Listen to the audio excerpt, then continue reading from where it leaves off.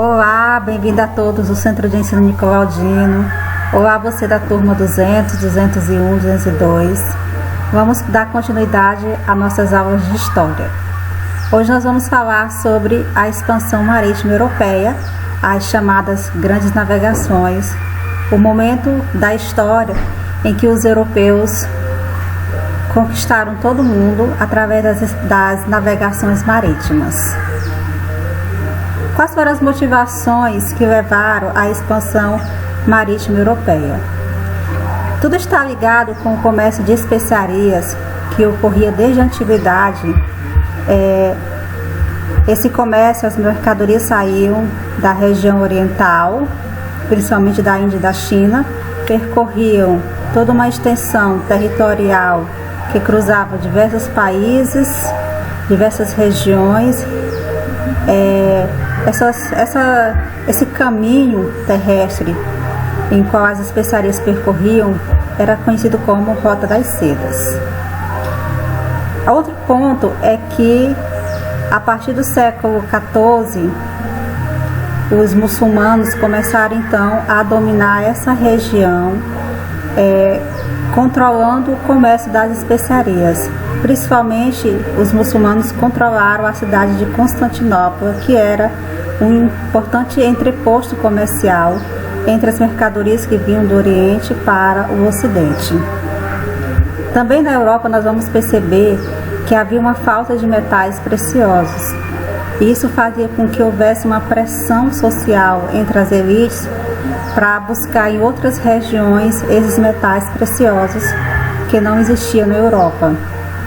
Além, é claro, de encontrar uma nova rota que os conduzisse até as especiarias do Oriente, sem precisar então atravessar toda esta rota terrestre que, devido à sua grande extensão territorial, encarecia o preço das mercadorias.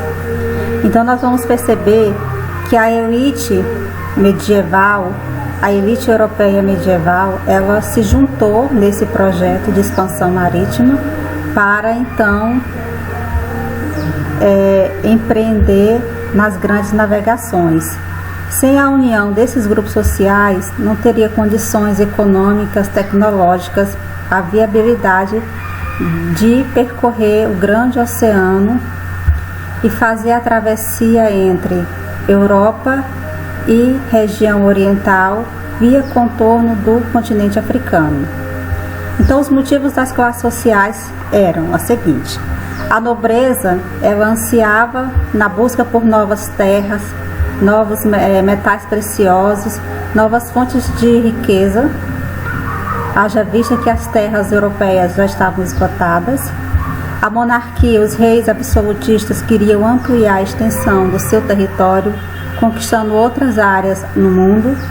A Igreja Católica, o alto clero da Igreja Católica, por conta da reforma protestante, estava perdendo fiéis no continente europeu e era necessário buscar fiéis em outras áreas do mundo. E a burguesia, fortemente patrocinando esse projeto empreendedor, ela procurava então uma maneira de baratear e de lucrar com o comércio das especiarias, porque a burguesia era grande prejudicada com a expansão árabe-muçulmana na chamada Rota da Seda. As grandes navegações, elas foram possíveis graças a vários estudos nas escolas náuticas que reunia grande tecnologia da época do século XV, século XV e XVI, que possibilitaram a expansão marítima europeia. A caravela, que era um barco pequeno movido a vela, movido a vento. O avanço da cartografia, que era muito importante essa ciência para o empreendimento das grandes navegações, e também o domínio da bússola e do astrolábio. Portugal foi o primeiro país a expandir o seu pioneirismo nas grandes navegações. Isso só foi possível porque Portugal também foi o primeiro país a se centralizar em uma monarquia absolutista, a chamada Revolução de Aves, onde os antigos feudos deram origem então a um reino unificado sob o comando do rei. Outra questão é que Portugal já era um grande centro comercial das especiarias que vinham do Oriente. Então a burguesia tinha um papel econômico muito importante em Portugal. E o outro fator muito importante também é que após a expulsão dos muçulmanos do território português, Portugal passou um bom tempo sem guerras. Era um período de paz. E todos esses fatores fizeram com que Portugal se tornasse o primeiro país a empreender as grandes navegações. Portugal teve muitas conquistas. E uma dessas grandes conquistas de Portugal foi a primeira expansão marítima que conduziu os europeus navegando, contornando todo o continente africano até as Índias. Em 1498, Vasco da Gama chega à Índia, em Calicut.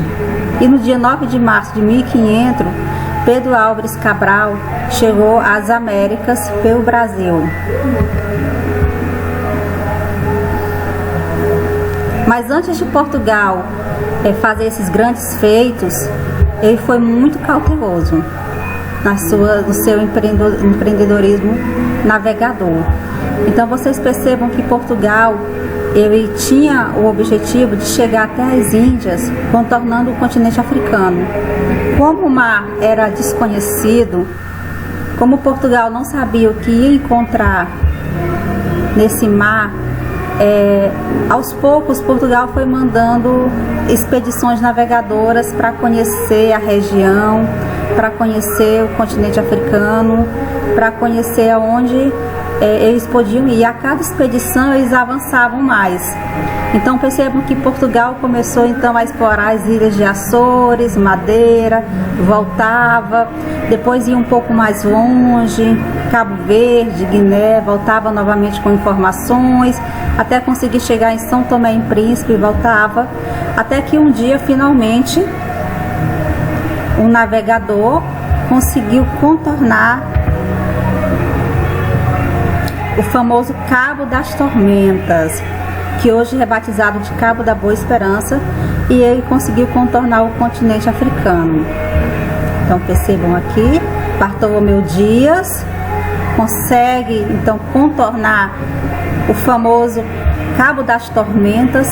Acreditava-se que aqui era um lugar horripilante, aqui era um lugar de águas ferventes e muitas pessoas poderiam morrer. Quando Bartolomeu Dias conseguiu contornar e verificar que não era nada disso que eles pensavam, que era apenas um trecho do grande oceano, foi rebatizado de Cabo da Boa Esperança. Voltou trazendo a novidade para Portugal e finalmente Portugal mandou a grande expedição de Vasco da Gama, que contornou realmente o continente até chegar em Calicut, onde lá Vasco da Gama pôde trazer nas suas embarcações uma grande quantidade de especiarias, principalmente de pimenta, e ao retornar para Lisboa teve um lucro de mais de 1000%. Foi um sucesso a navegação de Vasco da Gama. A Espanha também ela não ficou atrás de Portugal. A Espanha também entrou na disputa das grandes navegações. Para isso, ela contratou um navegador muito famoso na época.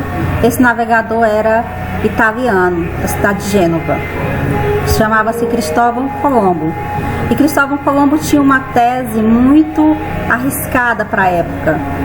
Então, mais do que tudo, as navegações de Colombo era para testar uma tese científica, além, é claro, de encontrar a rota marítima para a coroa espanhola.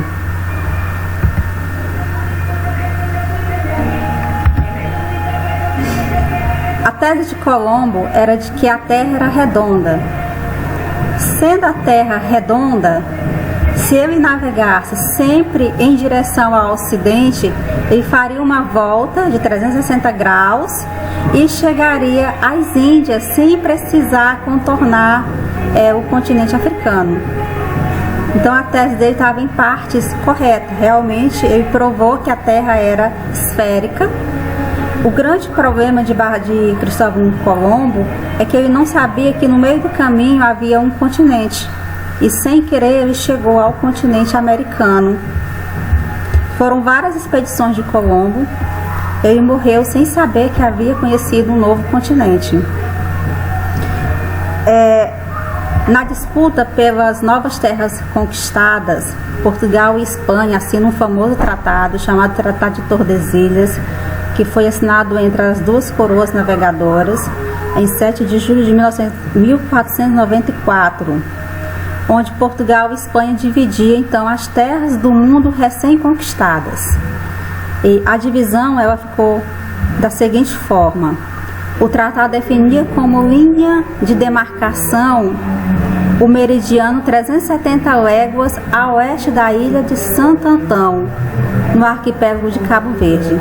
Então, todas as terras a partir do arquipélago de Santo Antão conquistadas pertenceriam à coroa portuguesa, e a oeste as terras pertenceriam à coroa espanhola.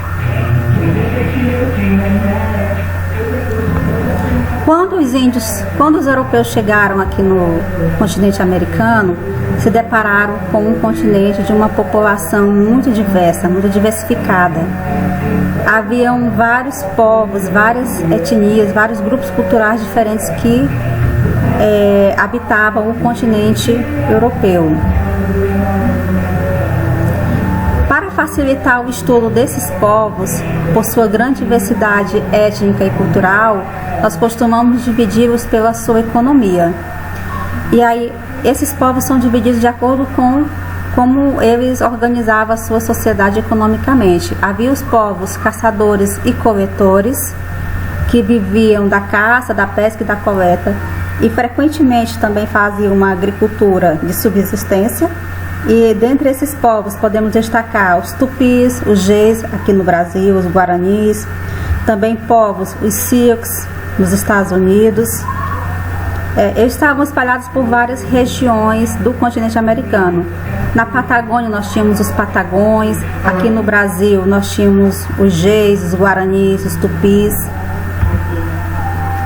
Também haviam povos mais organizados, cuja base da economia já era a agricultura, e também havia um comércio de mercadorias agrícolas. Esses povos se destacavam pela sua grande tecnologia, pela sua forma de organização em estados centralizados na figura de um rei teocrático, por conter uma elite governamental com sacerdotes militares.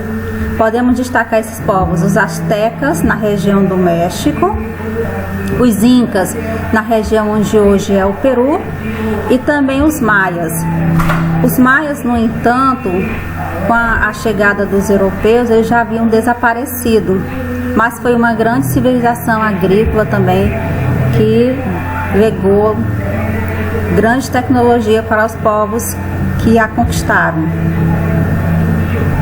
Infelizmente, o encontro entre o europeu e o ameríndio foi muito traumático. É o que nós vamos ver nas próximas aulas, como vai ocorrer esse encontro, como se dá de fato a efetiva colonização do continente americano. A gente vai ver que os povos americanos nativos sofreram várias violências de todos os tipos, provocada pela colonização europeia. A violência cultural, a violência da escravidão, a dizimação de vários povos indígenas. Então, esse foi o conteúdo da nossa aula. Muito obrigada por ficar até aqui. Bons estudos, façam suas atividades. Não esqueçam de postar suas atividades na nossa plataforma virtual. Fiquem em casa e até a próxima.